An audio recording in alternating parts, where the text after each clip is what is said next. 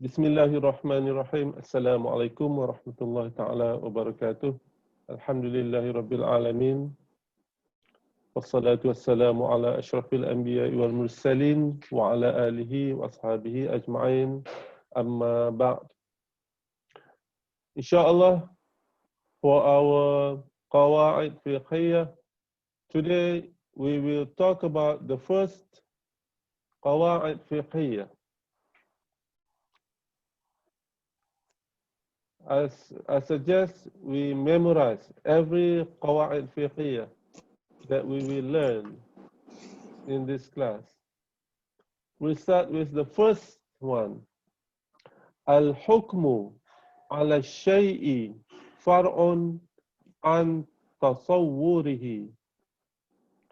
Judgment is based on knowledge and understanding.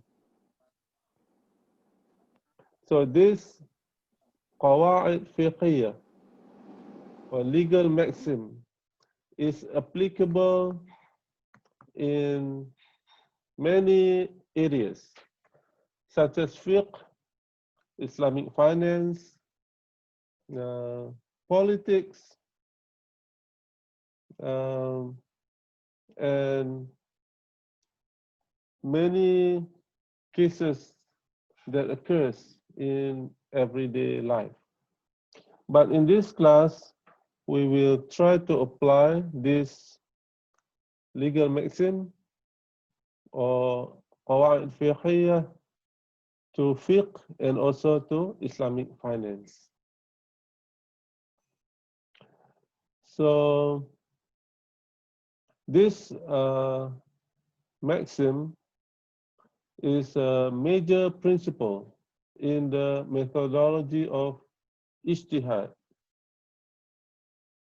In fiqh methodology, ijtihad is the exertion of effort. Ijtihad means the exertion of effort to arrive at a considered judgment or hukum about the rule of Sharia on a particular matter, such that one individual is justified in believing that no further effort is possible. That is the meaning of ijtihad. A very strenuous effort to arrive at a certain hukum about the rules of Sharia. There are two types of ijtihad. One is attempting to interpret Sharia texts such as Al-Quran and As-Sunnah. And the second type of ijtihad is applying the rules or hukum contained in the text to real cases, whether the cases are in the field of fiqh or Islamic banking or other cases. This qawaid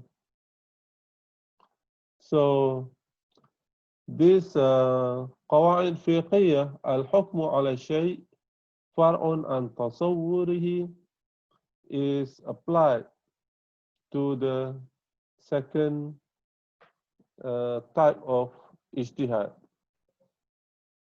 So this qawaid fiqhiyah is mainly used to apply the rules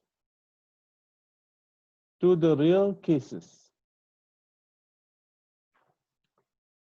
So the meaning of this qawaid fiqhiyah is, in order to arrive at a certain hukum, one must understand.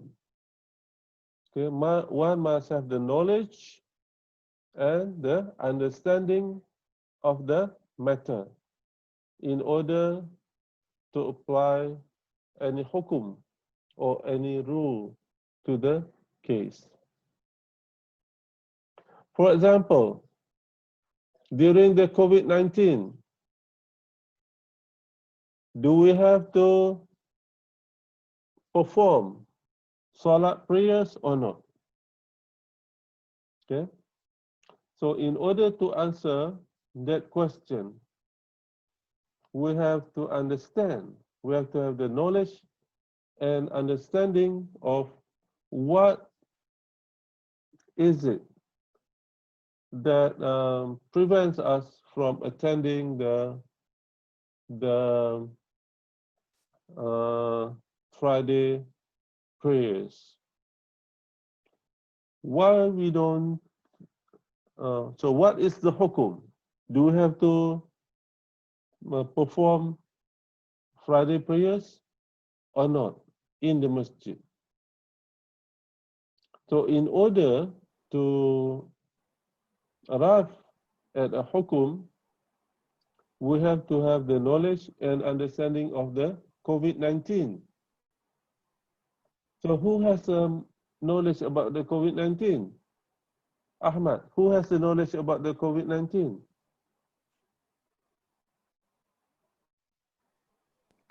Yes, sir. So we have to have the knowledge. Hello. We have to have the knowledge about the cases before we can pass a hukum or judgment.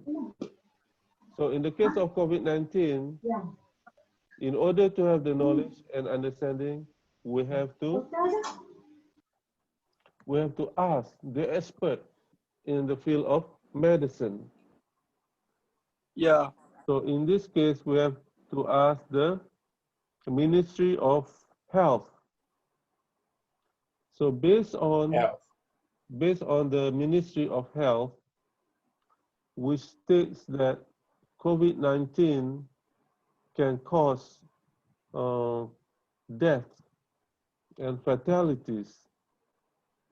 So we means the muftis or the mujtahid can make certain ijtihad to arrive at a certain hukum. Okay, so basically what this qawaid fiqhiyah says is that in order to arrive at a certain hukum or judgment, we must understand and we must have the knowledge about the cases that we want to apply before we can apply the rules or the hukum.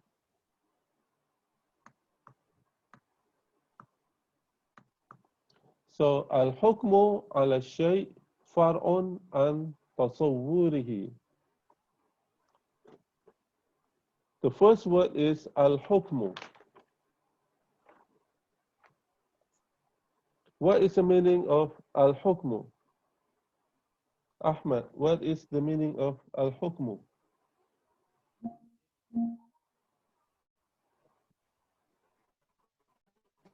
Mukri? Yes, sir. الحكم means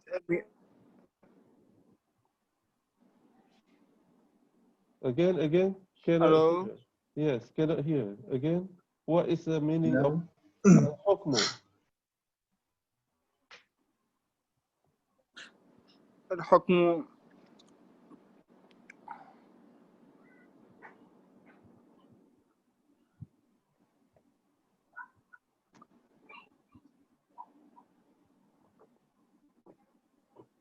Lughatan, the meaning of al-hukmu. الحكم means like opinion and discussion with about case. Yes. Yeah. Right. Yes. Al-hukmu, lughatan or linguistically means a judgment or a decision or opinion Yes. or a verdict. That is the meaning of al-hukmu. Judgment or opinion or decision or verdict. Istilahan. Al-hukmu nisbatu amrin ila amrin bil ithbat awin nafyi. That is the meaning of al-hukmu. Istilahan. Technical definition of al-hukmu. Nisbatu amrin ila amrin bil ithbat awin nafyi. To relate one matter to another matter, either in affirmation, either bil ithbat, with affirmation, or nafi, negation. So, to make a statement about anything is to deliver a kind of opinion or decision or judgment on certain matter. For example, fire burns. That is ithbat. Fire burns. If you have fire, then the fire burns. Awin aw an-nafi. For example, chickens cannot fly. This is an-nafyu or negation. So the second one says chicken cannot fly. That is, we relate cannot fly to chicken. So that is an-nafyu. We negate. We says that chicken cannot fly. So the technical definition of hukum nisbatu amrin ila amrin bil ithbat awin nafyi, to relate one matter to another matter bil ithbat, either with affirmation awin nafyi or negation.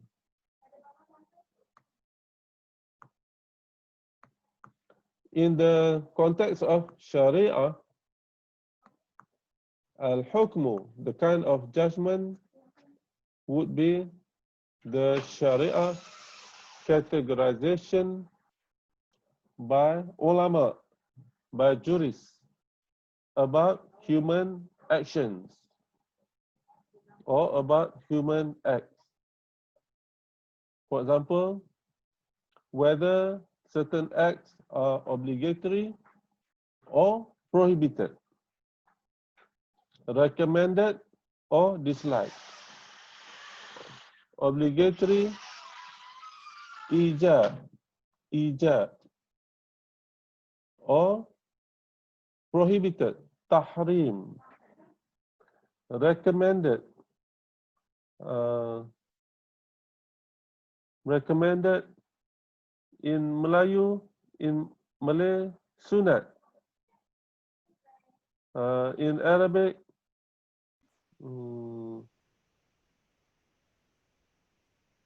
Ahmad, in Arabic, what is recommended? Obligatory is ijab, prohibited, tahrim, recommended. I forgot the Arabic.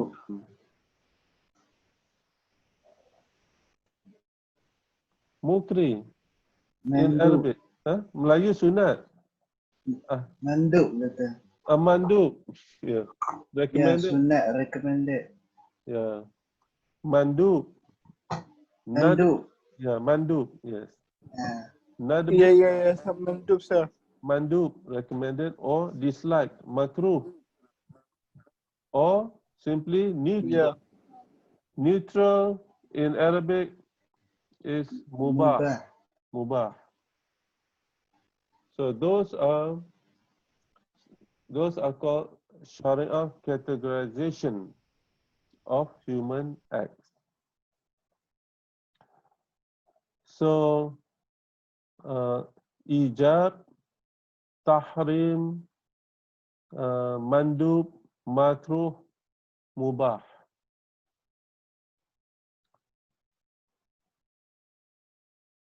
So this is not really the job of the ulama, because Allah has already clearly a science, whether the acts are ijab, tahrim, mandub, makruh, or mubah.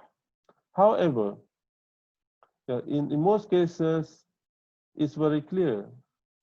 Al-halalu bayyinun wal-haramu bayyinun. In most cases, it is very clear. However, in some cases, the value is not clear, and it requires the ijtihad in order to come up with the hukum. For example, the hukum of praying Salat Jumu'ah during COVID-19. So it's not clear. So in order to have the hukum, we have to know what COVID-19 is. So the role of a jurist in Malaysia, the role falls on the shoulder of the mufti, right? The role of a jurist is to attempt to discover the rule of Sharia, the hukum of Sharia in cases where it is not clear. So that is the meaning of al-hukum. Al-hukmu ala shay. What is the meaning of ash-shay'un? Ash-shay'u. Al-hukmu ala shay. What's the meaning of ash-shay? Shay, shay'un means thing, a thing. But istilahan, shay'un means what is possible to know or to make a statement about. Okay, shay'un means what is possible to know or to make a statement about. According to Al-Jurjani, the technical definition of shay'un, ash-shay' huwa al-mawjud al-thabit al-mutahaqqaq fil kharij. Ash-shay' huwa al-mawjud al-thabit al-mutahaqqaq fil kharij. Ash-shay' or thing is what is confirmed to be existent outside of the mind. What is confirmed to be existent outside of the mind. The word shay'un or things encompasses dawat, such as tangible objects, people, animals, substances, etc. And also, shay also includes human acts.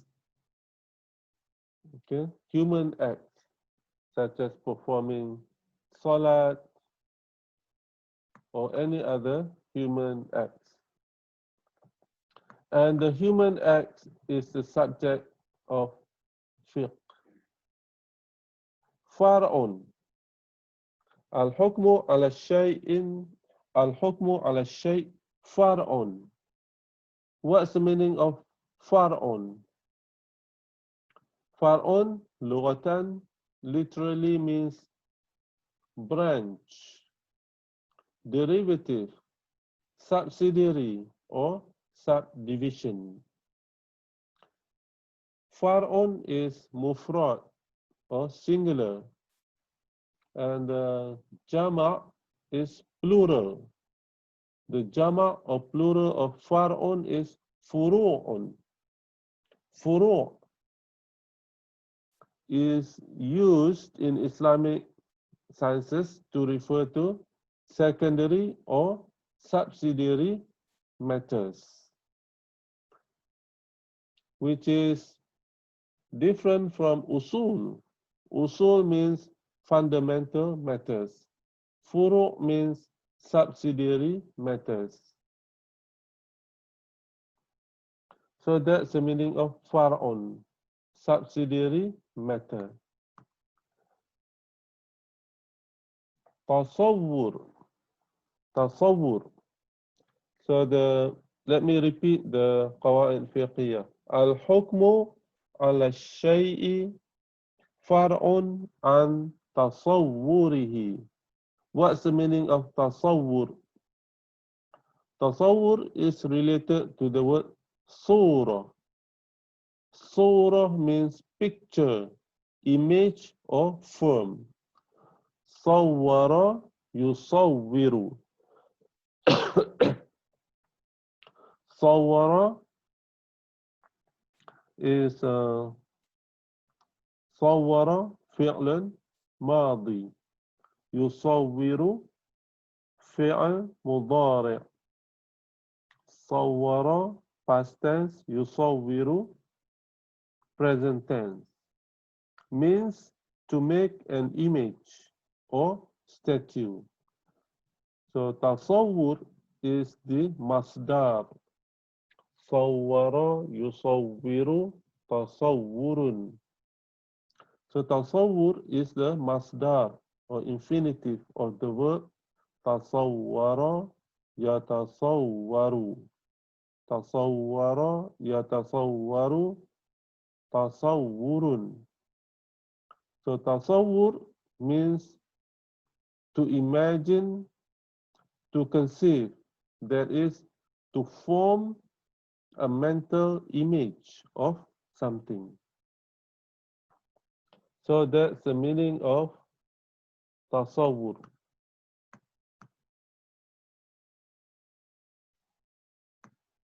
So al-hukmu ala shay' far'un an tasawwurihi. Judgment on certain things is far'un, is a subsidiary matter, and tasawwurihi. Tasawwur here means to have the knowledge and understanding. So one of the key features of properly understanding text as well as real cases is definition of the terms involved. Therefore, attention to definitions and their implications is essential in determining whether a given rule is relevant or not to a particular act. For example, theft, sariqah. Theft, sariqah is defined as taking by stealth. Taking by stealth, paksaan, a person's property from a place where it is safeguarded. So the definition of theft is very important. So the definition serves to exclude certain types of misappropriation from the Islamic penalty for theft. For example, taking property that is left unguarded in a public place. That is not theft because it is unguarded. Or denying that one has received someone's property for safekeeping. So this is not considered as theft because some element of the definition of theft is missing. So it's very important to understand tasawwur, to understand the definition of certain things before we make a judgment. So let me repeat. Theft, sariqah, is defined as taking by stealth a person's property from a place where it is safeguarded.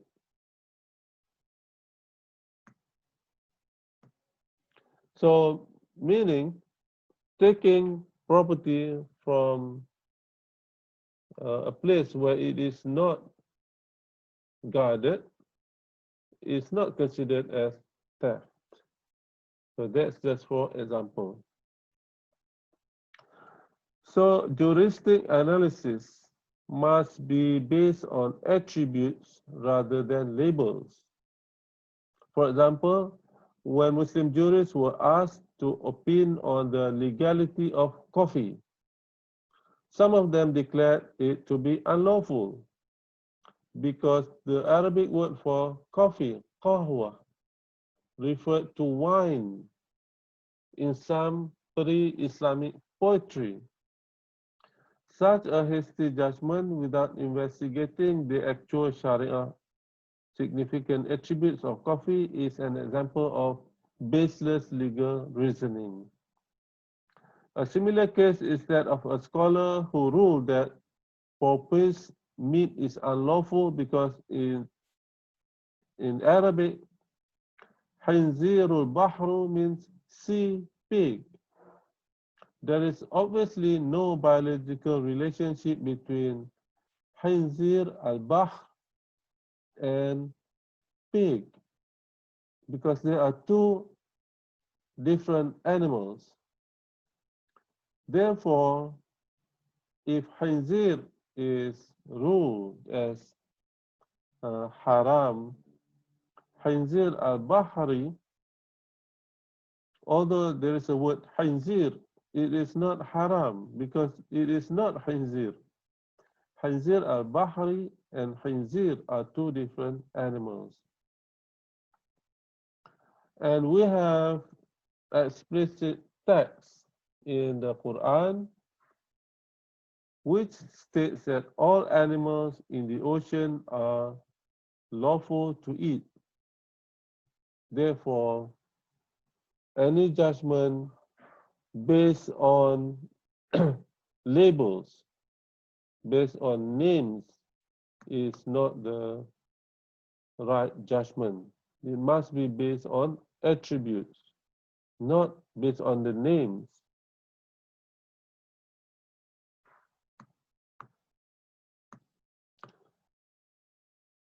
When a real case is presented to a scholar for a Sharia hukum or ruling, he must analyze it to see how it fits into the conceptual scheme of Sharia. That is, what's the most relevant ruling?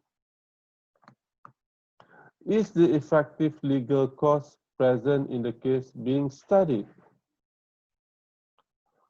Are all the conditions for application of the rule present?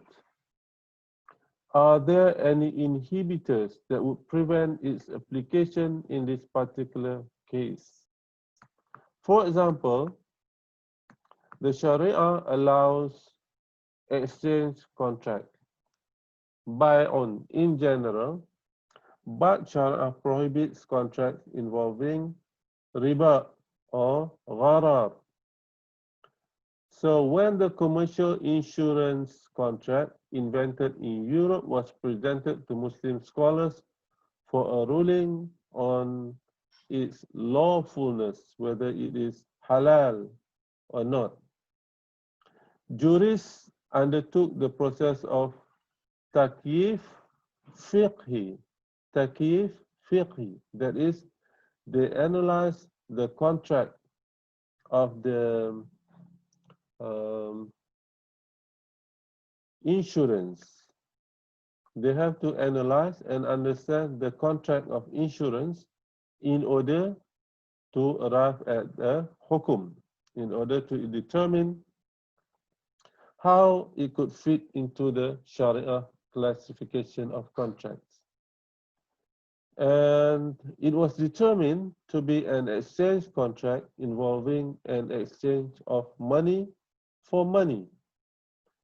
Payment is always delayed on both sides, with the insured party making regular fixed payments, and the insurer making payment only on the condition that a relatively unlikely event occurs.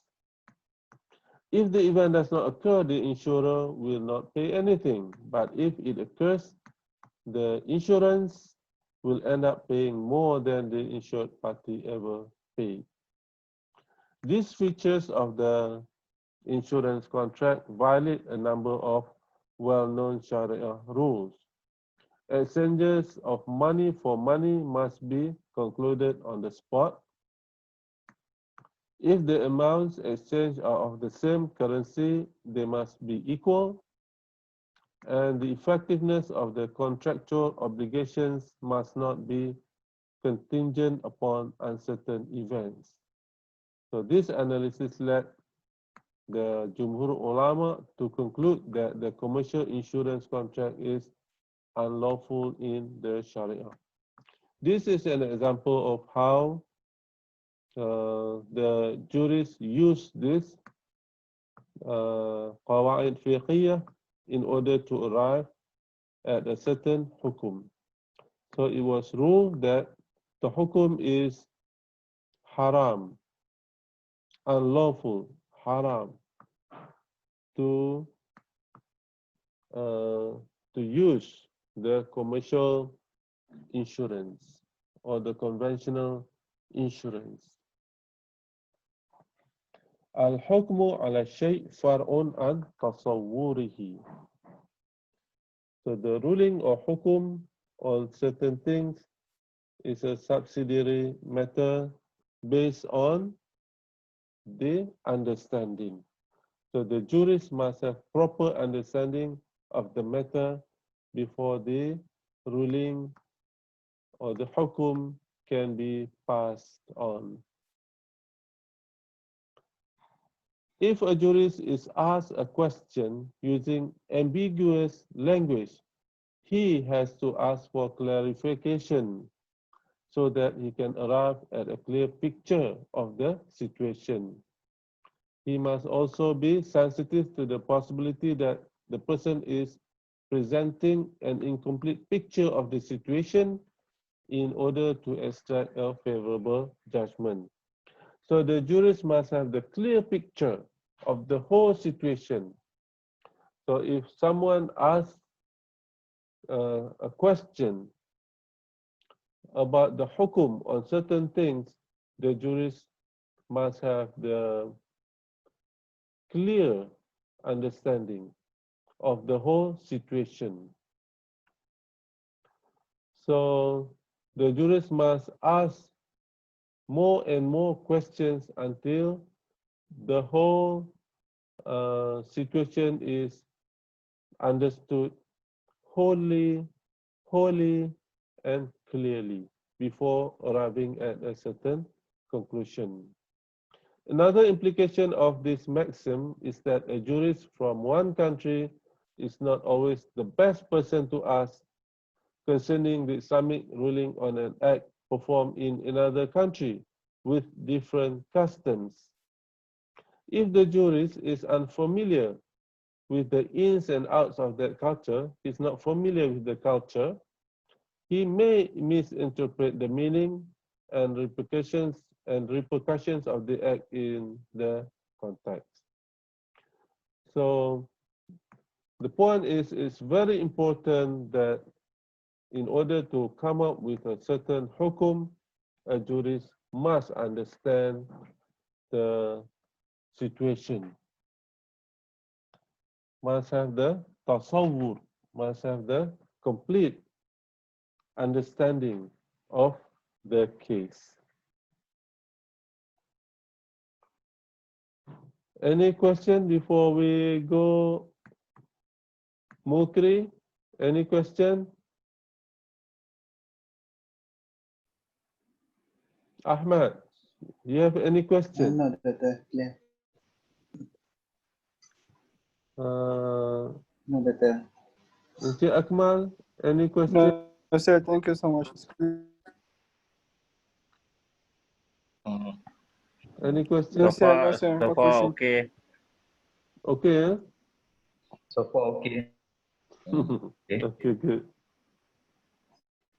So the first thing is, when we learn any qawaid fiqhiyah, you must memorize in Arabic. Okay? Al-hukmu ala shay' far'un an tasawwurihi. write it down and post. You know, you can put it up on the wall so you can memorize. So Inshallah. yeah. So in today's world, for example, in COVID, right, the jurists must consult the medical experts regarding the hukum related to praying, for example. You remember or not, during the early period of MCO, Movement Control Order, at first, it was, at first the masjid was open for Jumaat prayers, and then it was closed, okay? And then now, for example, the hukum changed. In certain areas, you can perform salat prayers. In another area, for example, now in Mukim Tower, the masjid is closed. So the hukum changes because of what? Because of the changes in the cases. So the mufti have to consult the medical experts. For example, in this area, the masjid is closed because of the COVID-19 pandemic, which is dangerous. So that's why you see the hukum sometimes changes based on the tasawwur, based on the jurist understanding of the matter. Betul. Yes. It is relate to the qawaid fiqhiyah names لا ينكر تغير الأحكام بتغير الأزمان. It is same with this situation. For example, COVID. Yes. They You are. get my answer, betul? Yes. There are two different qawaid fiqhiyah. So it can be applied also to COVID. But here in the first, qawaid fiqhiyah is more general.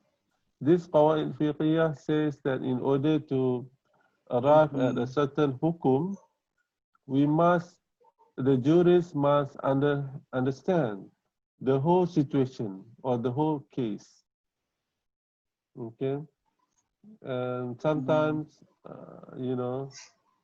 sometimes we see that the hukum changes because of the information or the understanding of the jurist. And can you repeat the qawaid fiqhiyah again? The second one, Mukri? تغير الأحكام لا ينكر تغير الأحكام بتغير الأزمان. Yes, yes. That one is a different qawaid, and inshallah we will arrive at that qawaid. We will discuss that qawaid later. It's because it's quite difficult to relate one qawaid with another qawaid. So, Okay. So I think the best to learn is we understand qawaid and we will see how we can use this qawaid in order to arrive at a certain hukum. How we apply this qawaid to Sharia and also to Islamic finance. So this qawaid emphasizes that it is very important to understand the case very well. We must understand the case very well before determining the proper ruling or the proper hukum.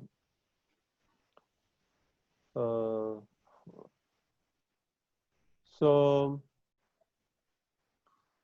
understanding a case well to determine proper ruling for it is not to be limited to analyzing it in isolation. It is not sufficient to determine the presence of the effective cause and conditions and the absence of inhibitors. After that, the consequences of applying certain ruling in a given context must be taken into account. So this qawaid fiqhiyah is very general. Under this qawaid fiqhiyah, there are many qawaid fiqhiyah that is also related. So this is a very general qawaid fiqhiyah, and it says that we must have the whole and a proper understanding of the case before we can arrive at a certain conclusion or certain hukum.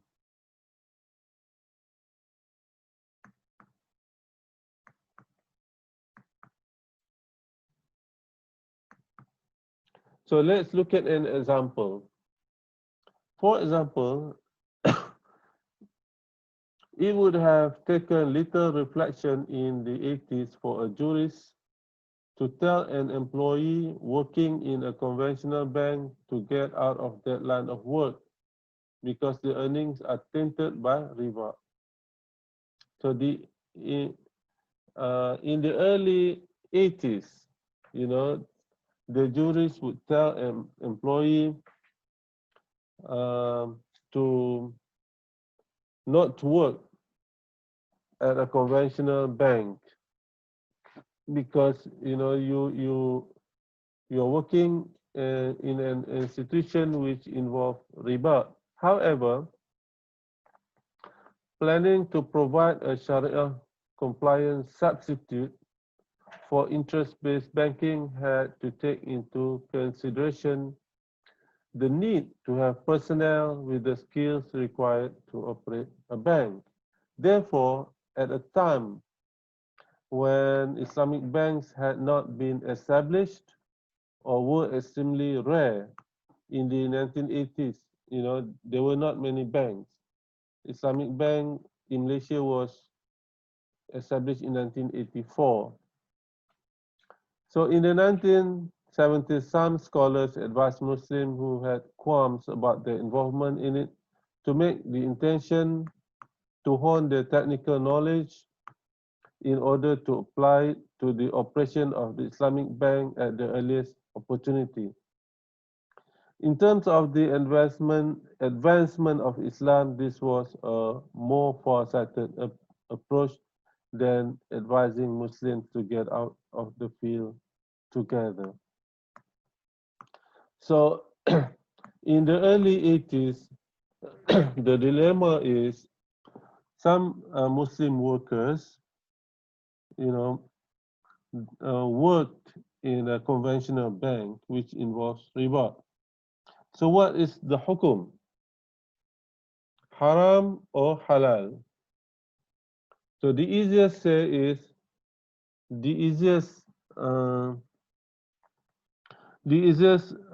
hukum is okay, is haram because working in a conventional bank involves riba. But using this qawaid al-fiqhiyah, al-hukmu ala shay far'un an tasawwurihi, the jurists advise the Muslim employees to stay in conventional banks and learn the operations of the bank because later on, after they have the knowledge and skills, then they are prepared to work in the Islamic banks.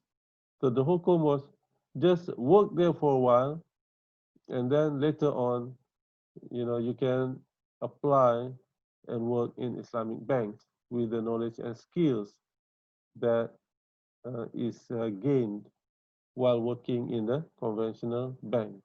So using this hukum, it is more far-sighted than simply, say, quit, stop working at a conventional bank because it is riba.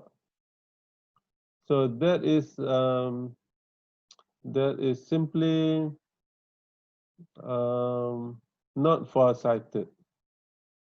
So using this qawaid fiqhiyah, it was better for the jurists to advise those Muslim employees working in the conventional bank to work there for a while, get the knowledge so that they can use the knowledge to develop the Islamic banking system. Any questions so far? Al-hukmu ala shay far'un an tasawwurihi. To arrive at a certain hukum, we must have the knowledge and the understanding of the matter.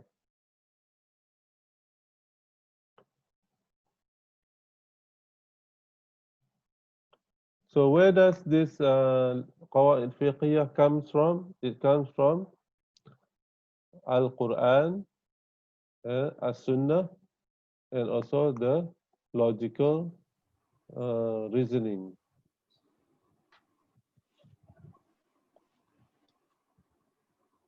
Okay.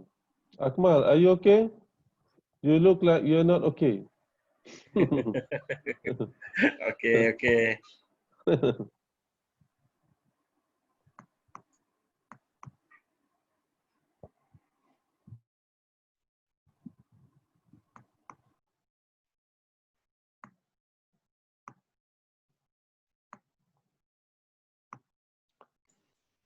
So let's try to apply this maxim in fiqh.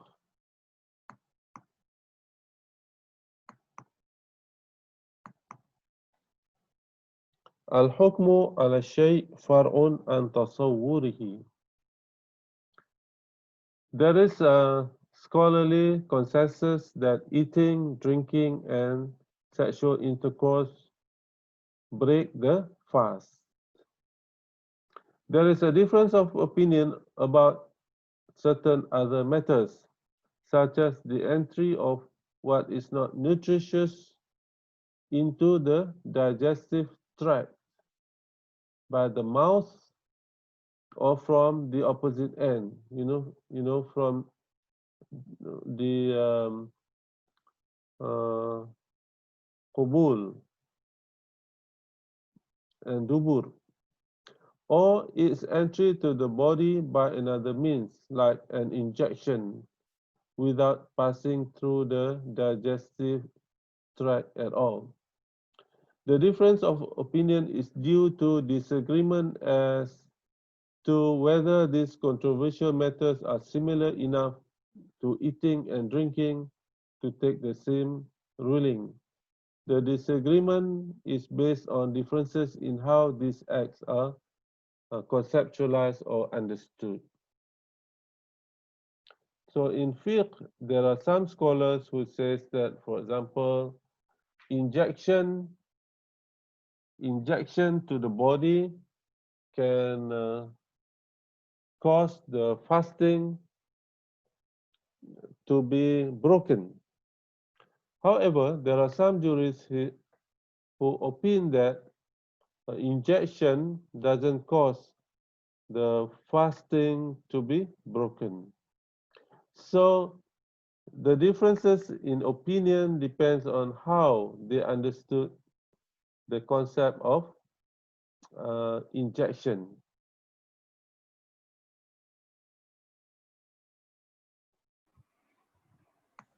Doctor, Yes, go ahead. what is doctor opinion about the group of anti-vaccine? Anti or Vaccine. anti-vaccine? Okay, okay. Good question. So using this qawaid fiqhiyah, we have to understand the matter before we pass any hukum or judgment. All right. So having a proper understanding of the function of vaccine is very important. First is we need to ask the opinion of the doctors. So if the vaccine can have the effect of controlling COVID-19 and has less side effects, of course, the vaccine needs to go through, the clinical test. It cannot be introduced too quickly because it takes time to do the clinical test.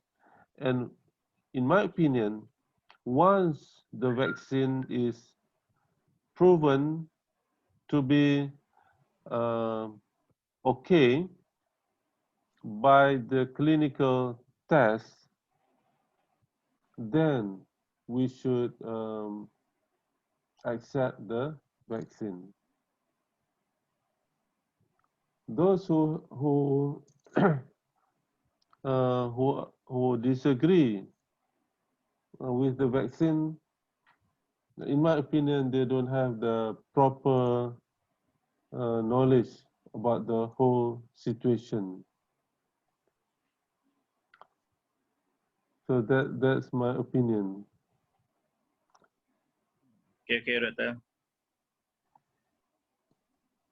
Some people they are very they you know they refuse to have the knowledge on certain things, and um, they pass judgment too hastily. They are very quick to pass judgment without without investigating, without studying, without having the proper knowledge.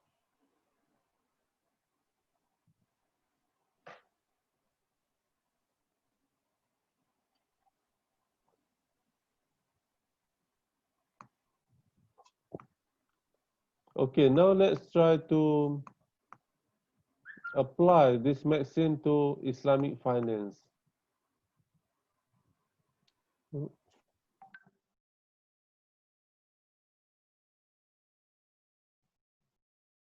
Can you see the slide or not?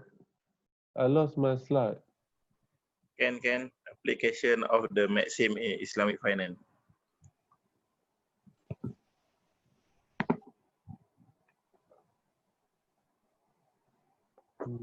Okay.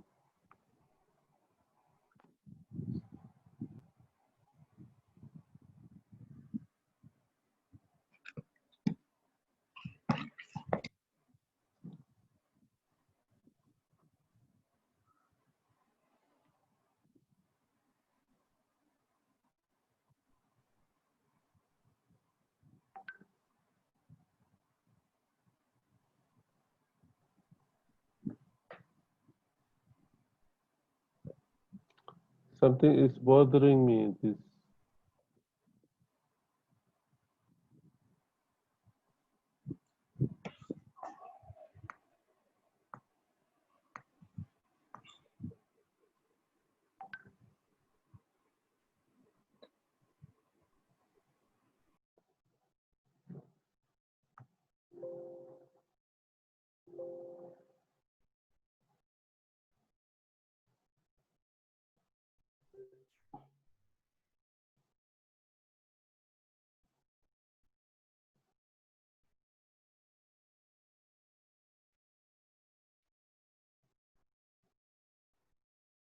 Can you see the slide now? Application of the maxim in Islamic finance.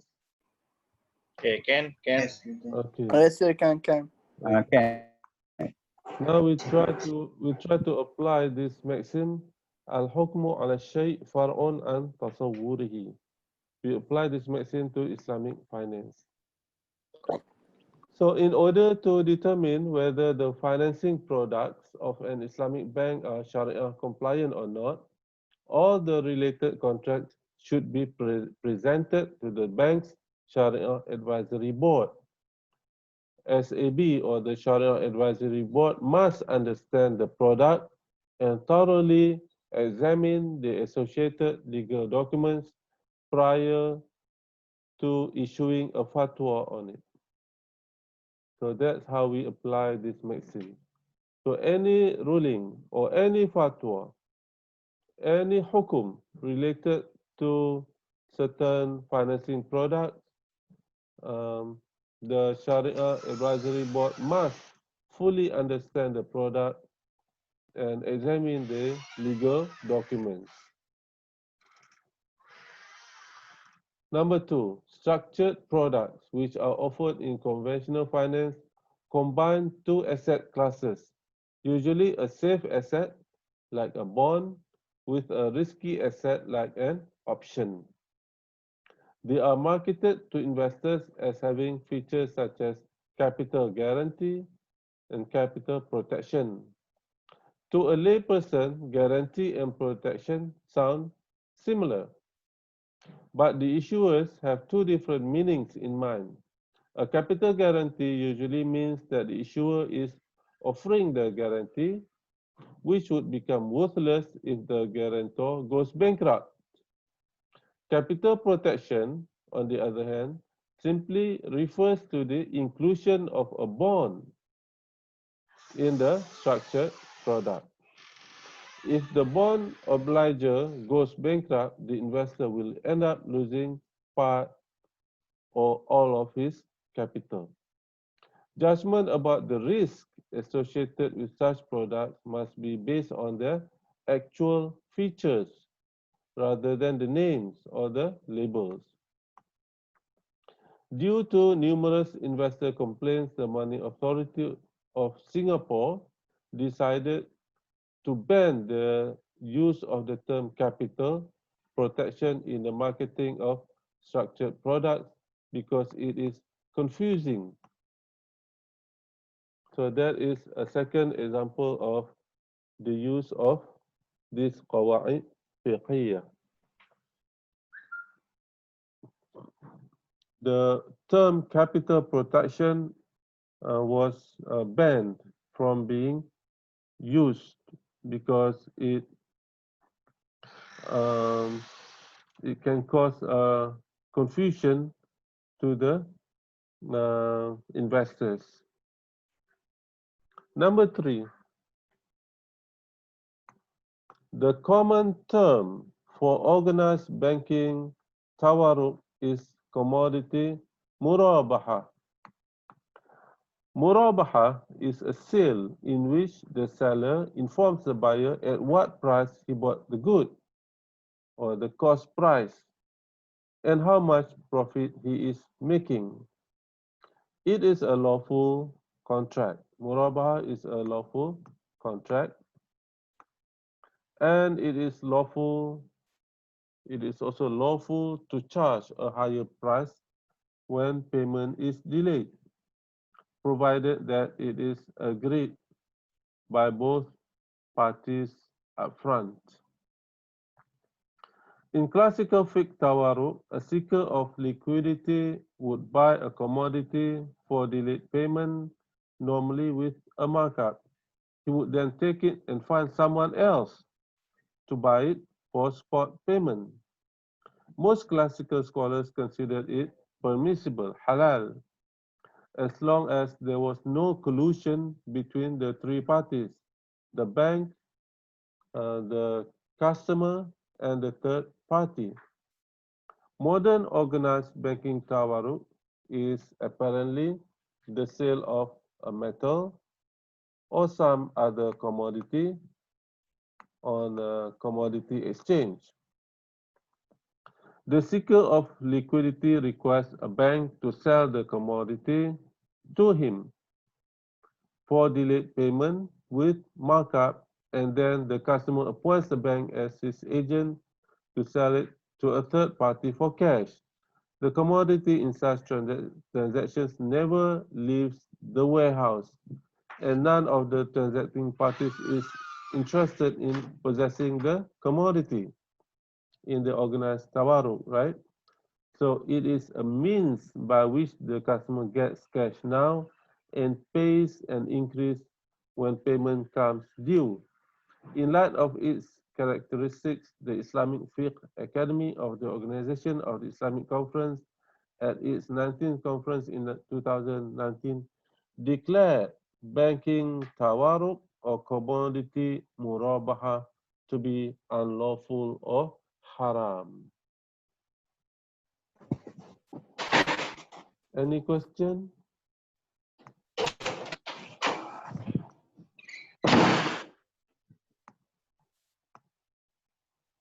So based on this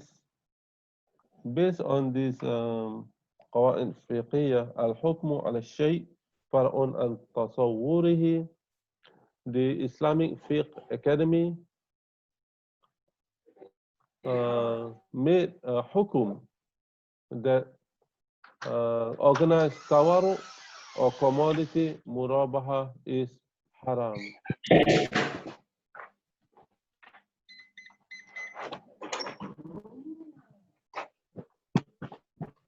Ahmed, Yes, sir.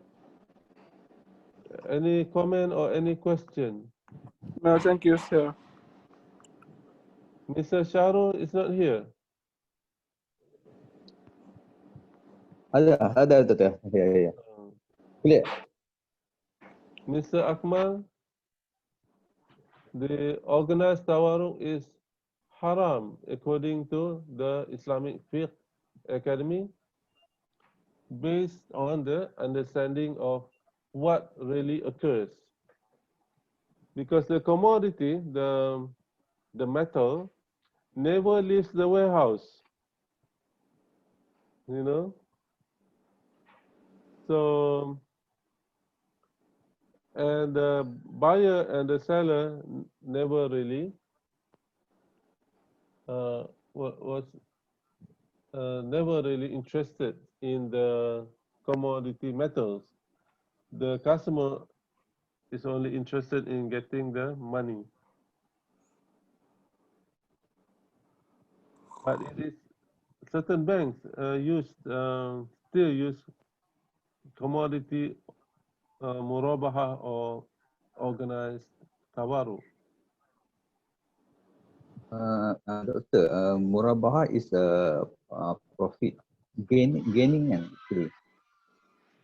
Yes, murabaha means the seller sell the commodity to the buyer, and the seller must inform the buyer about two things. One is about the cost price, the price at which he purchased, the price that he paid when he purchased, and also the profit margin. For example, I want to sell a house to you, so I will tell you, okay, I bought the house for 200,000, so that is the price which I paid for the house, and then I want to sell it to you for 250,000. So which means I make a profit markup of 50,000. So in the murabaha sale, the seller must inform the buyer about the price, the cost price, and also about the profit that he made. So that is called murabaha. So in the organized tawarruk, for example, okay, you want to make a personal loan, right? So customer goes to the bank, and the bank says, okay, not the loan, the financing. You need Financing. You need to wait. Something is wrong. I cannot hear myself. Okay, let me repeat. So, in personal financing, some banks still use what we call organized tawarruk. For example, a customer goes to the bank and asks for 200,000 personal financing. Then the bank says, okay, we will purchase a metal in a commodity metal. The cost is 200,000. All right, and then sorry, we sell to you for, let's say, just example, for let's say 250,000. You pay in installment for 250,000, and we buy cash for 200,000. So the customer gets 200,000 and he needs to pay 250,000 in installment. So it involves a commodity murabaha because it involves the cost price, which is 200,000, and the profit of 50,000. So that's why it's the classical, the organized tawarruk is also called the commodity murabaha.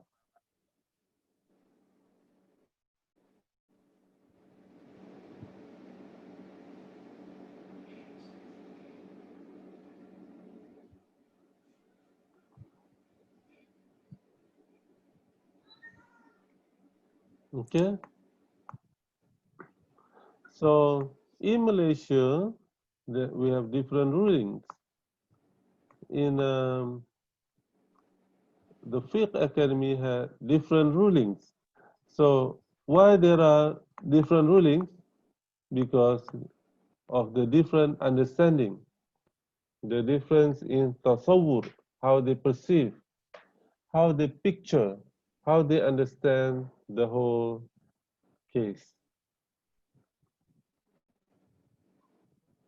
Okay, let's apply one more to modern on sukuk. Modern scholars differed over the ruling for certain sukuk based upon the difference between asset-based and asset-backed sukuk. In order to issue the appropriate Sharia ruling for any particular sukuk offering, it is necessary to understand its nature. The prospectus must be studied to determine whether the sukuk holders have beneficial or legal ownership, and whether recourse in case of bankruptcy is the assets or the obliger.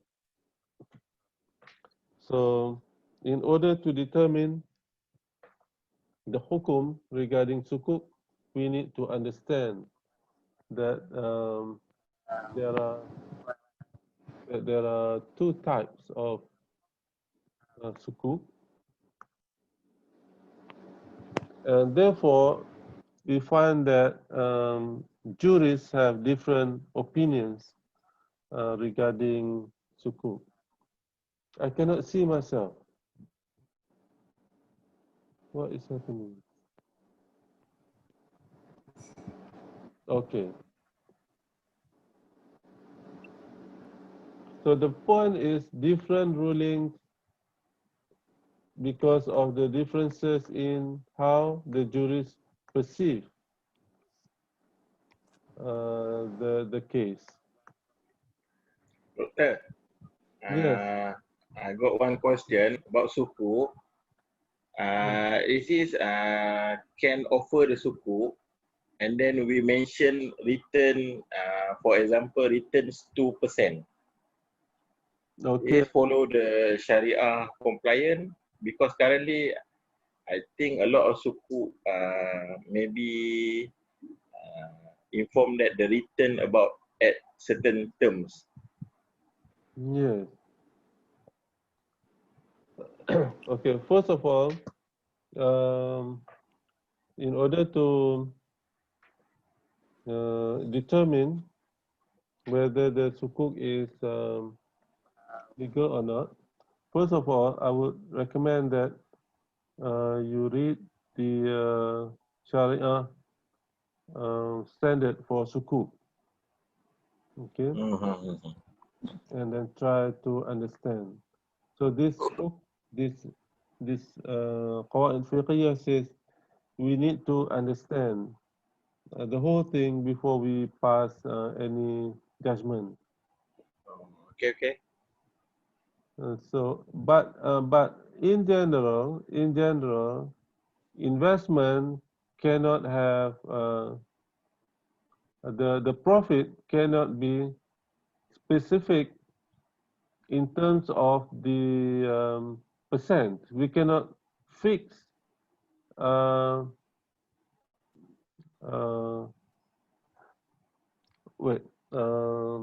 We cannot fix a lump sum of profit. However, the shareholders, the investors, uh, and also the sukuk managers can can agree on certain percentage. Certain percentage is okay, but not the amount of the profit. For example, for any investment, okay, there are two shareholders. For example, this is not related to sukuk. Just another example. A and B, there are two partners, right? Okay. A says, based on my effort and the capital that I invest, A will get 60%, B will get 40%. It is allowed to have a certain pre-agreed agreement on the percentage.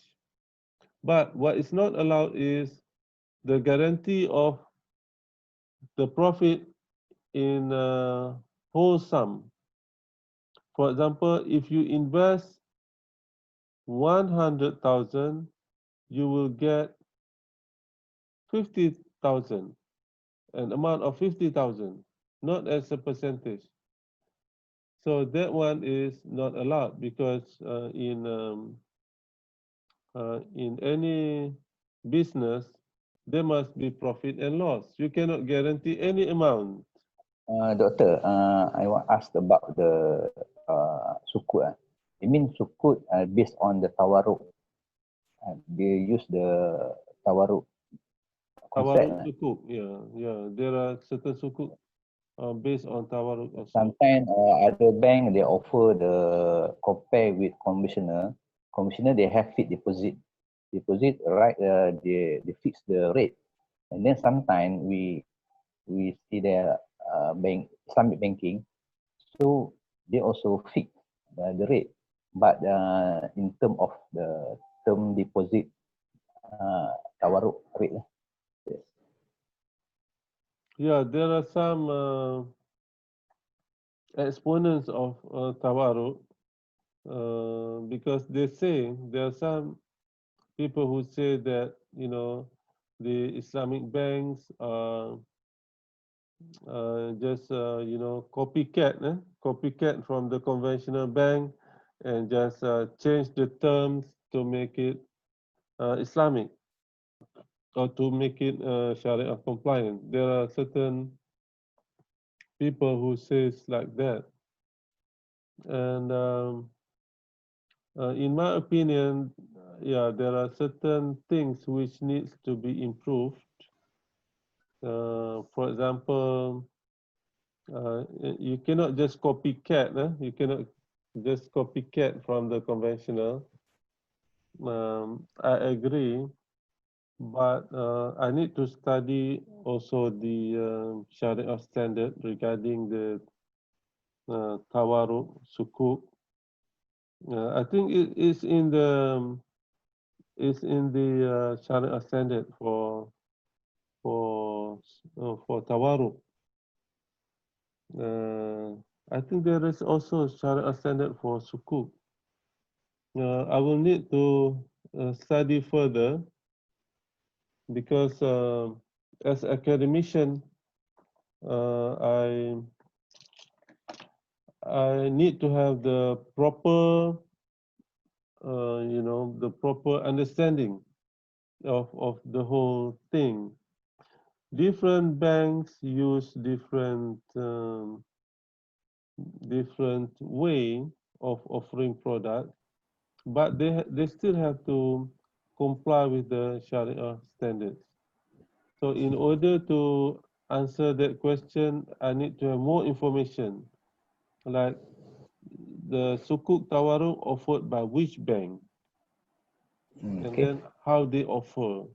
You need to give me the more information so that I can study and then give hukum. I'm not a mufti or anything like that, but I can give judgment.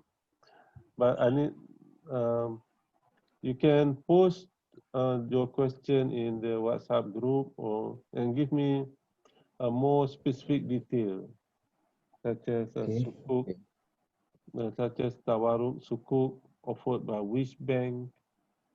So we want to study the PD, the product disclosure, and we need to study the Sharia standard produced by SAC of Bank Negara, so that we can have our judgment, inshallah.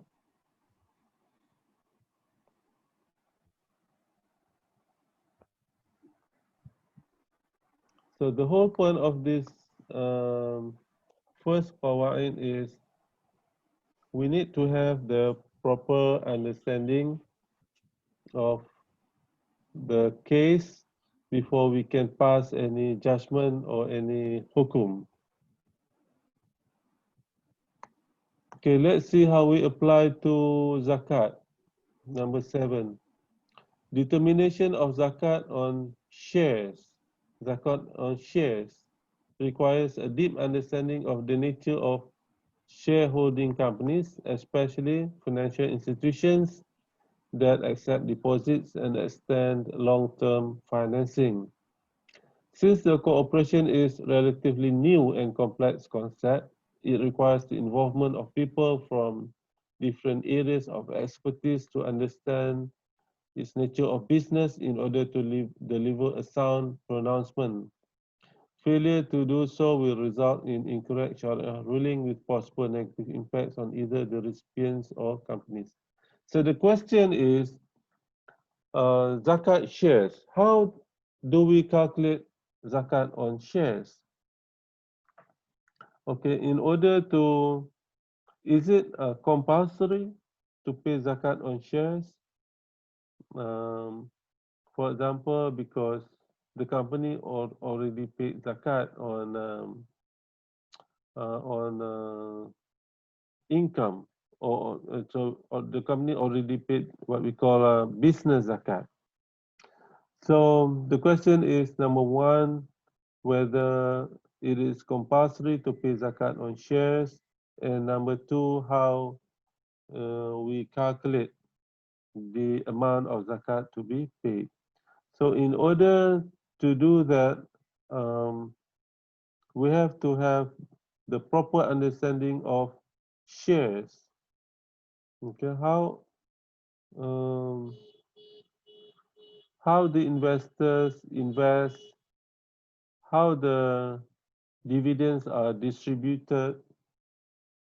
So there is a need to understand about shares, because shares is something which is quite complicated in nature. Only those experts. If you Hello.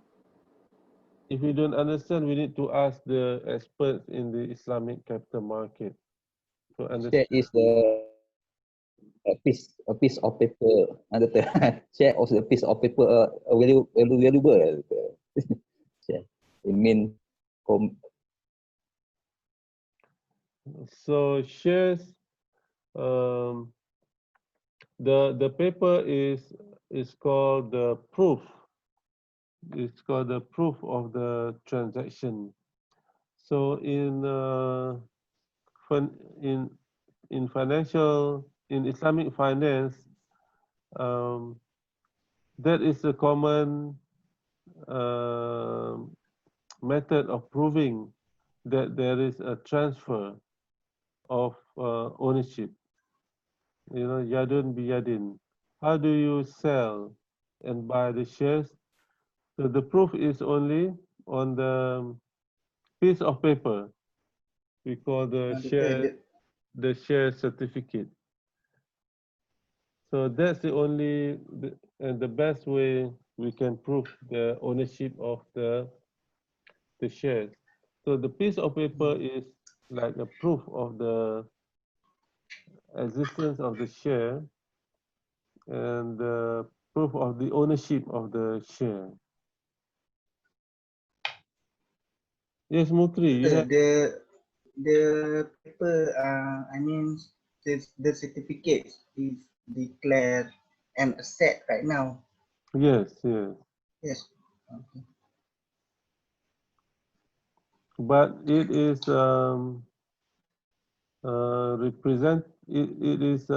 it represents, for example, it represents the real asset. Although it is a paper, it represents the real asset. If it doesn't represent the real asset, then there is a problem. Okay, clear that. Thank you. You're welcome.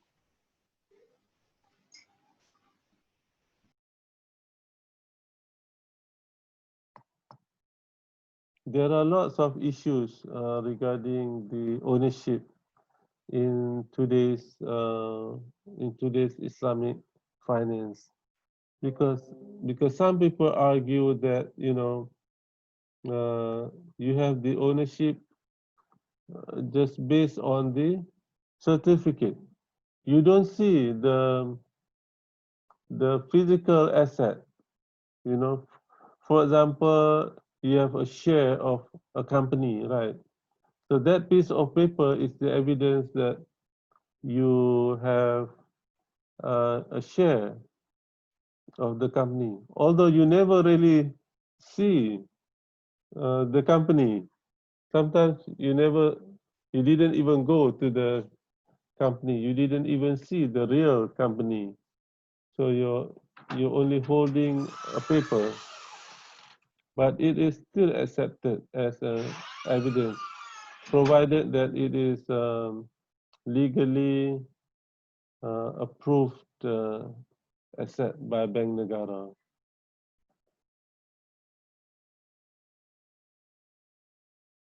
you mean the profit we get from the share actually the requirement for the Islamic concept.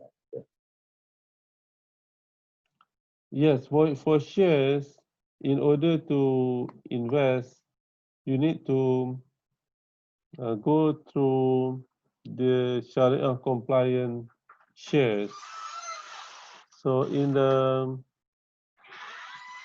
bursa, in the bourse, in the exchange market, in Malaysia, for example, there are Sharia compliant shares.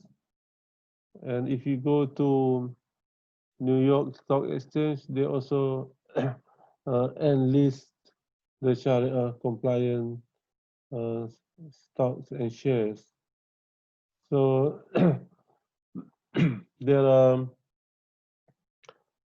although there are still shortcomings, but in Malaysia, SAC always do the screening process from time to time.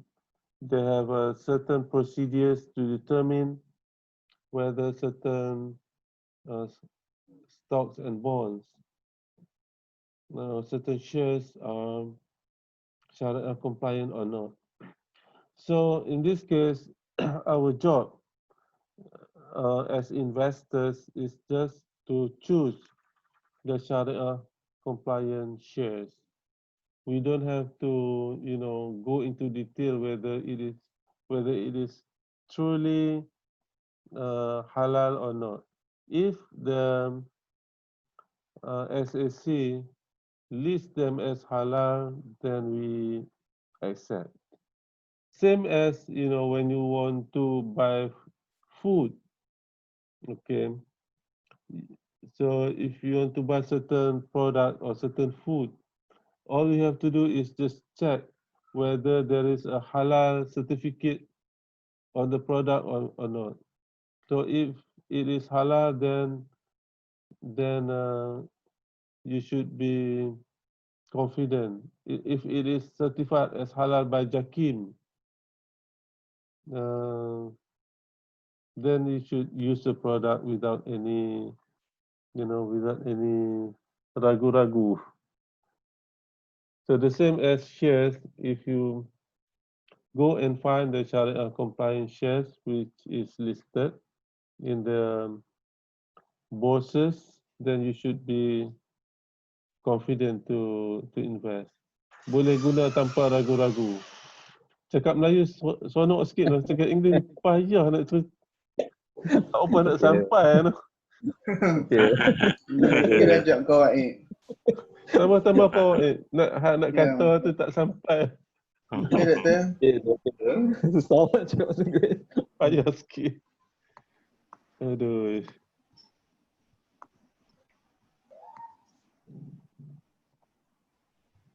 Okay, that is the first qawaid fiqhiyah. Now we discuss a little bit about the second qawaid fiqhiyah before we end the session. Okay, the second qawaid fiqhiyah, al-aslu fil uqudi wa syurut al-jawaz wa sihhah. So you should memorize. Now try to memorize. Al-aslu fil uqudi, al-aslu fil uqudi wa syurut. Syurut di Jawar Jawazur Al-jawaz Jawaz wasih. Jawar wasih wasih wasiha wasiha sihah ni bahasa Melayu sah. siha Jawaz tu harus. Bahasa Melayu harus. Harus. Jawaz harus Mukri? Ya, harus. Permissibility. harus dan sah. Harus dan sah. Aslu fil uqudi. Al-aslu fil uqudi, asal pada akad, wasyurut dan syarat ialah harus dan sah. Oh, okey. Bahasa Melayu senang. Bahasa baik. Asal kepada kontrak dan syarat Harus dan sah. Adalah harus dan sah. Tu. Maksud dia kontrak itu dia melibatkan harus dan sah lah kontrak tu. Asal, hukum asal pada Hukum asal. Hukum asal tu. Pada mana kontrak, pada mana syarat ialah harus dan sah. Hukum asal. Hukum asal. Tapi dia ada lah exception dia tu. Al-aslu tu asal lah. Al-aslu tu asal. Hukum asal lah. Al-aslu. Asal-asal ni ataupun asas dalam setiap uqud, akad dan syarat adalah harus dan sah. Asalnya hukum dia harus dan sah. Nak contoh tu. Cakap Kedah lagi syok. Cakap macam tadi tu. Tadi Kedah. Kawan Kedah tu baru puas tu. Syok. Kita belajar dengan ustaz cakap Kedah. Lepas tu kena cakap English. Dia tak apa nak sampai. Macam tadi tu, al-hukmu ala syai' far'un an tasawwurihi. Hukum atas sesuatu. Hukum yang atas sesuatu yang far'un, yang cabang, bergantung kepada bagaimana kita menggambarkan. Interpretasi dia. Pemahaman kita, bukan interpretasi. Pemahaman kita. Pemahaman kita. Tasawur, pemahaman. Ya, nak faham tu kena kaji lah maksudnya. Belum nak keluarkan apa-apa hukum. Kena kaji dululah tentang far'un tu, tentang kes tu. Jangan simply jawab macam tu kan. Jadi kalau orang tanya, kita kena kaji dulu. Apa-apa masalah pun, masalah faraid, kalau orang tanya kita kena kaji, dapat semua maklumat dulu kan, bab faraid contoh kan. Kena dapat semua maklumat dulu, baru kita boleh keluarkan hukum. Supaya kalau kita tak dapat maklumat, takutnya hukum kita tu tersalah. Bila tersalah, dia banyaklah implikasi dia kan. Macam netizen lah zaman sekarang, doktor. Jatuh hukum cepat lah. Itu mereka tak belajar. Semua jadi juris. Mereka tak belajar kawan. Tengok satu gambar, terus jatuh hukum lah. Mereka tak belajar kawan fiqhiyah tu. Dia yang pertama sekali dalam kawan fiqhiyah. Dan faham. Kena faham semua dulu tentang kes itu. Barulah kita boleh keluarkan hukum. Dan hukum dalam kes-kes tertentu tu kita serah pada autoriti lah, mufti ke, macam kes sembahyang Jumaat tu kan. Kalau mufti dah buat keluar hukum tu, dia dah kaji dah, dan dia pun tanya KKM semua kan. Kita follow je lah, tak usah lah duk kata apa-apa kan. Yalah, macam setengah orang kampung kata, oh ini apa masuk neraka tak sembahyang Jumaat kan. Setengah orang cakap kan. Dia sampai nak lawan Tok Imam pun tak. Itulah orang yang tak faham qawaid fiqhiyah ni. Jadi dia buat keluar hukum dia sendiri kan. Depa sampai ada yang kata ni Islam apa macam ni tak sembahyang Jumaat ni. Dia kena faham, mufti dah kaji semua benda kan. Walaupun hukum sembahyang Jumaat tu fardu ain ke atas setiap muslim, tapi dia kena ambil kira juga qawaid fiqhiyah. Sebab dalam Quran pun ada sebut la tulqu aidikum ila tahlukah. Dan jangan kamu campakkan diri kamu ke dalam tahlukah, kemusnahan, kehancuran. Jadi berdasarkan ayat Quran tu juga, jadi ulama-ulama dan mufti bertanya pendapat KKM lah juga. Dari segi sembahyang Jumaat ni apa akan jadi masa COVID ni kan. So sebab tu dia kadang-kadang berubah hukum. Kalau teruk sangat, tutup teruslah masjid tu. Sebab nak mengelak daripada tahlukah tadi tu kan. Tapi kalau keadaan COVID tu misalnya tak begitu serius dan boleh dibendung dengan cara penjarakan sosial dan jaga kebersihan dan memakai face mask, maka dibenarkanlah. Jadi hukum tu berbeza. Sebab itulah bergantung kepada tasawur tu, bergantung kepada pemahaman tentang sesuatu tu. Cakap Melayu seronok sikit tu. Cakap Inggeris tu payah sikit. Faham. Tapi doktor dekat masjid di belah Kedah still lagi yang dah tak PKP dah kan? Dia semua social distance kan? Ya. Sungai Petani tutup. Area Sungai Petani tutup. ya. SP tutup lah. SP tutup. Kalau dia tengok kawasan pula. Kalau kawasan tu di macam dekat dengan mungkin Kuala Muda. kawasan yang di Syaki ada virus apa ni kita panggil apa? Virus tower. Virus cluster tower. Jadi ditutup lah. Sebab nak mengelak daripada tahluka tu dah. Tapi kawasan yang tidak ada kaitan dengan mana-mana kluster, boleh je solat dengan apa penjarakan sosial dan ikut SOP. Di Kuala Ketir ni tutup, masjid tutup. Sebab Kuala Ketir berada dalam ni daerah Mukim Tower. Berada dalam Mukim Tower.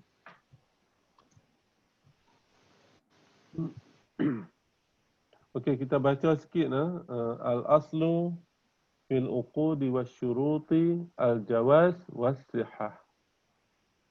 The presumption of validity, sihah, validity, and permissibility al-jawaz applies to all contracts and conditions. Maksudnya asal hukum dalam akad dan dalam syarat adalah harus dan sah. This is based on the maxim al-aslu fil asya'i mubah. Al-aslu fil asya'i mubah. Asal pada setiap sesuatu itu adalah harus. Asal-asalnya harus. Semua benda adalah harus. Al-aslu fil asya'i mubah. Permissibility is the original rule for all things. Al-aslu fil asya'i mubah. Asalnya semua benda adalah harus. Ada satu lagi, certainty is not overcome by doubt. Itu satu lagi qawaid fiqhiyah lah. Mulai ni kita banyak kenapa ya. Al-aslu fil uqudi wasyurut al-jawaz was-sihah. Al-aslu fil asya'i mubah. Mukri. Al-aslu fil asya'i. Ya, saya. Al-aslu fil asya'i mubahan ke mubahun? Mubahun. Al-aslu fil asya'i. Tak sure sebab yang saya duk pakai tu al-aslu fil asya' al-ibahah. Al-ibahah. Al-ibahah. Silap. Oh betul. Al-aslu fil asya' al-ibahah. Ya, betul.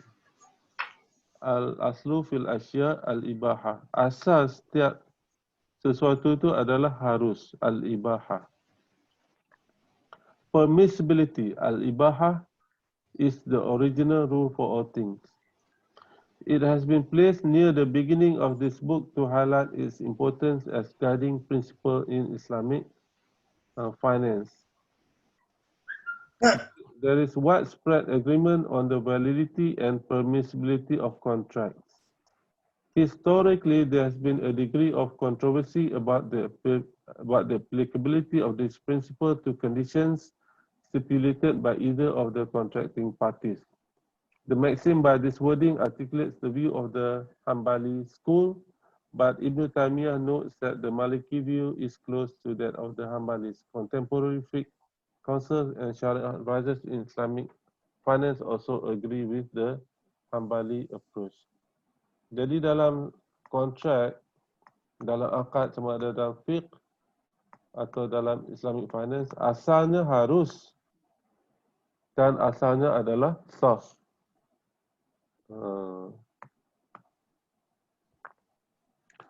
So the key word sini ialah al-aslu. Al-aslu fil uqud. Uqud. Kemudian ada wasyurut. Dan jawaz. Kemudian sihah. Linguistically, al-aslu has many meanings, including root, origin, foundation and basis. Lughatan, cara bahasanya, al-aslu maksudnya asas, asas, basis, or foundation, or origin, asal. Al-aslu has many technical meanings. However, in this maxim, it means the original rule for something. Al-aslu maksudnya the original rule for something. Hukum asal sesuatu. One which could possibly be overridden by countervailing evidence for specific case. Asalnya harus dan sah. Tapi kalau ada bukti lain, dia boleh jadi berubah hukum. Itu maksudnya al-aslu fil uqudi wasyurut al-jawaz was-sihah. Uqud is the plural word of aqad. Aqdun mufrad, singular, uqud plural ataupun jamak. Literally secara bahasa, the verb aqada means to connect or to tie. Aqada, ain, qaf, dal. Aqada, to connect or to tie, untuk mengikat.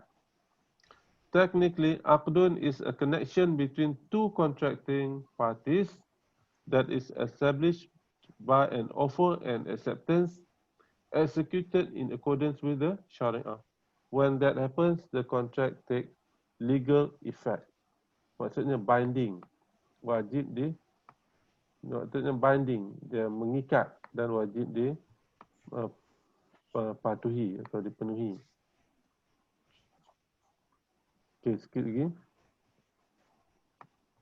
Syurut. Tadi al-aslu fil uqud wasyurut. Apa maksud syurut? Literally, secara bahasa, it means a provision, condition, clause or stipulation. Bahasa Melayu syarat. Syarat. Syurut is a plural of syartun, syarat. Technically, syurut ataupun syarat. Syartun huwa ma yalzamu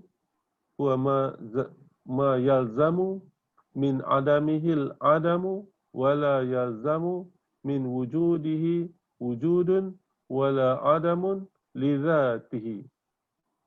Okay. Syartun huwa ma yalzamu min adamihil adamu wala yalzamu min wujudihi wujudun wala adamun lidhatihi. A factor whose absence requires the absence of a certain rules, whereas its presence does not, in and of itself, require the presence or absence of that rule. Misalnya ada wuduk. Wuduk syarat untuk semayang kan? Wuduk syarat untuk semayang. Ada wuduk, tak semestinya kena semayang.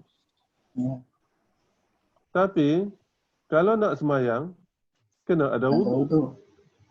Itu maksud syaratnya. Ma yazamu min adamihil adamu, wala yazamu min wujudihi wujudun, wala adamun lidhatihi. Whose absence requires the absence of a certain rule.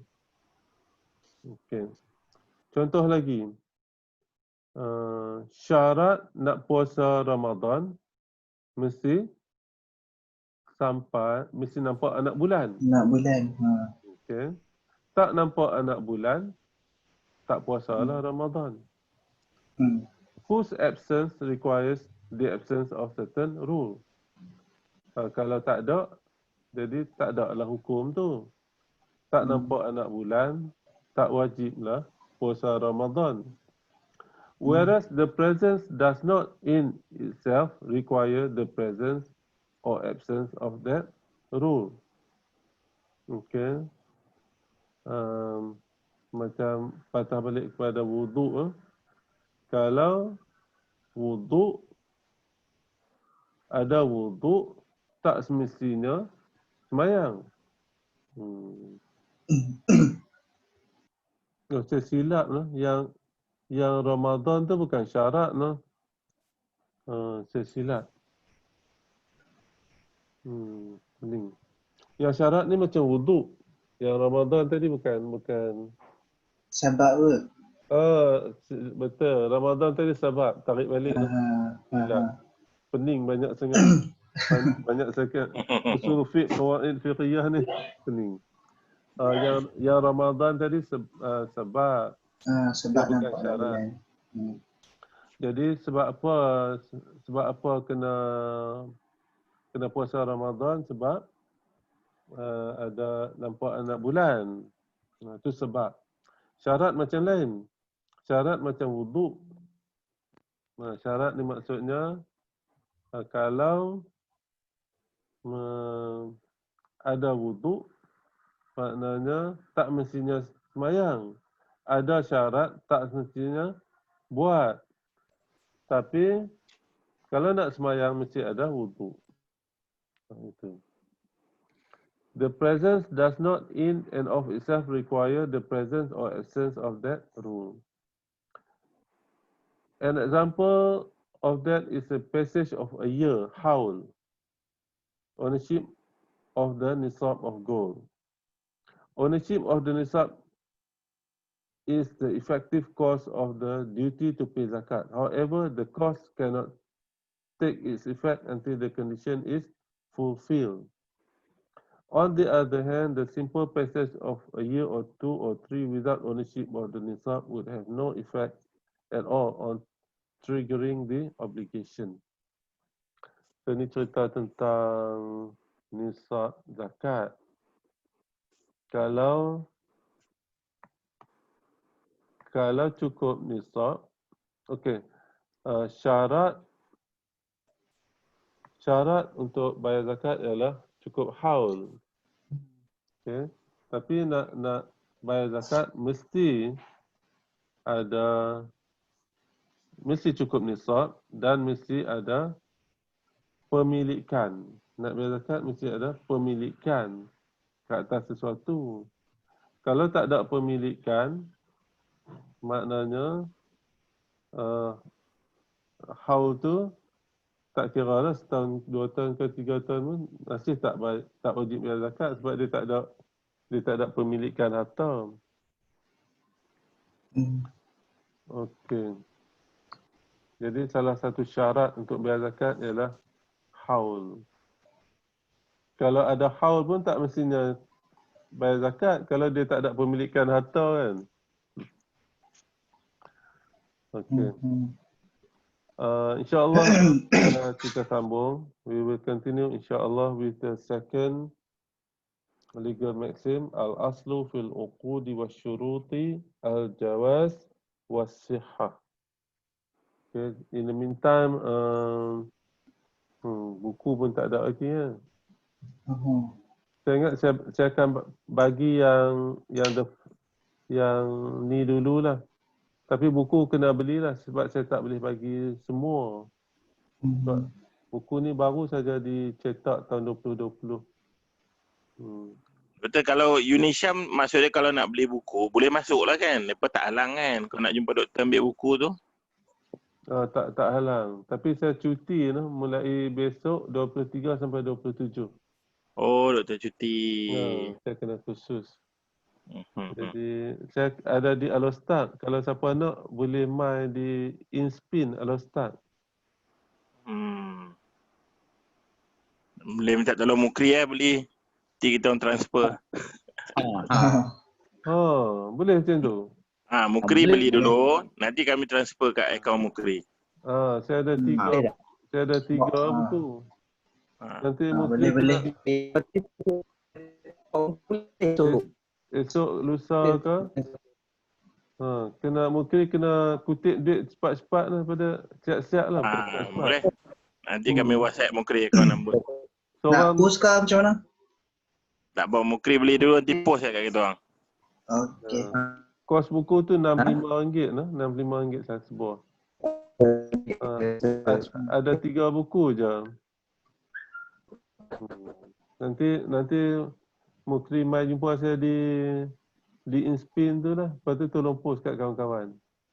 Okey. Tak ada masalah. Okey.